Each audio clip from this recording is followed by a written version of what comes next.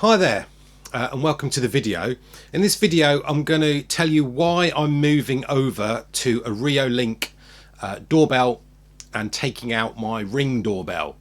Now the Ring doorbell I bought a while ago, a couple of years ago it's been in. It came free, or it came in a bundle with a Echo Show 5 I believe, and I didn't really know if it was going to even work, to be honest. And if it didn't, I was going to sell it on. But I've done a video of how to get it working with a normal typical kind of doorbell, and I'll put that video up here and in the description below. And it's been in for a good sort of couple of years really, and it's worked really well.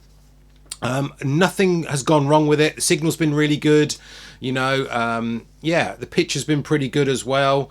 It's all been really good. Nothing really bad to say about how it works or anything like that, but there's two reasons why I'm really swapping it out. And the first one is obviously because of the subscription model that Ring have, is that you're kind of ring fenced in. You can't do a lot with it, to be honest, and it's Home Assistant that's really brought this on, to be honest.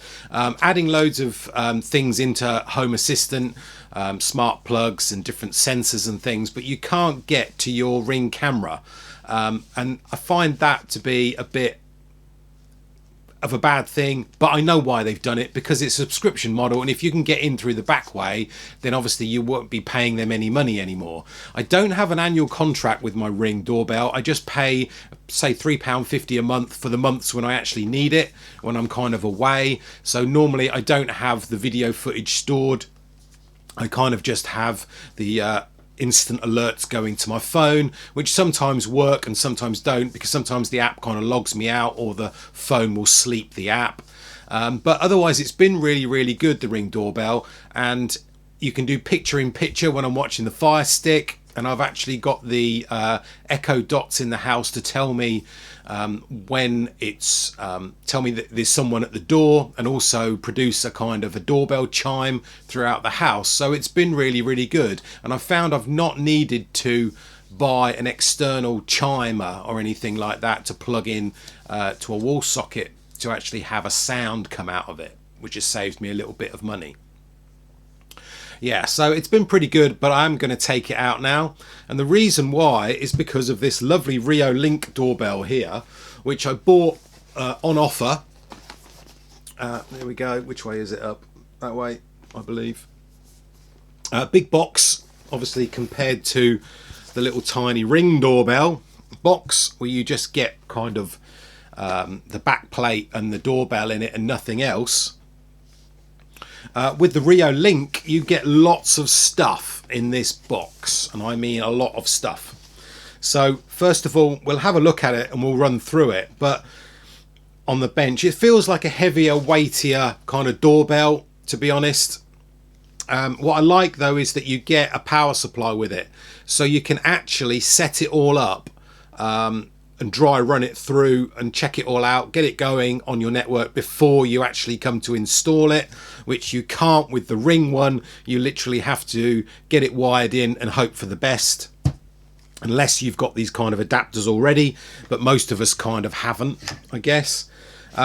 Inside the box you also get a wedge, which is nice. On my Ring one I had to actually 3D print my own wedge, although you can buy them, but it didn't come in the box like it does with the Reolink one. Some people actually do 3D print or buy their own Reolink wedges, but they have theirs slightly angled downwards. That enables them to see packages that were kind of left at the foot of the door. So I might do that. I'll have to see what the kind of look is like once I've installed it.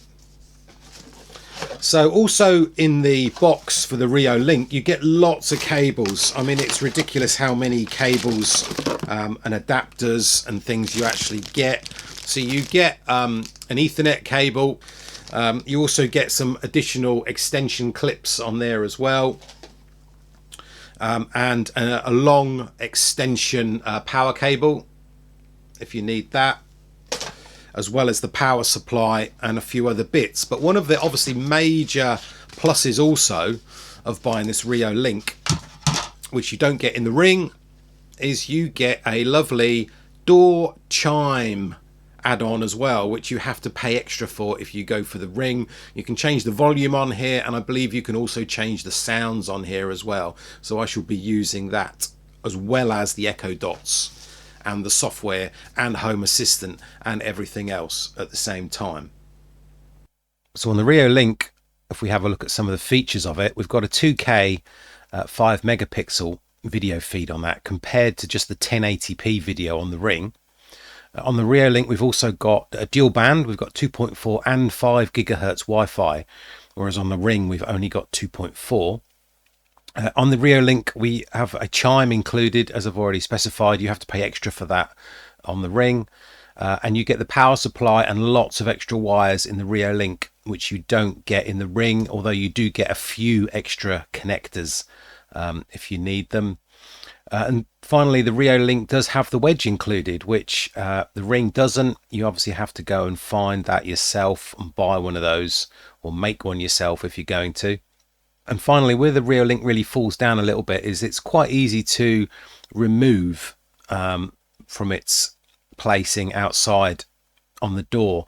The Ring has a more of a secure fit, I would say, because you need a kind of a screwdriver in order to unscrew it and remove it. So it is a little bit more secure. So that is a plus point for the Ring. So price wise, I think they're fairly similar. The Reolink was reduced over Christmas, so I bought it when it was on reduced price.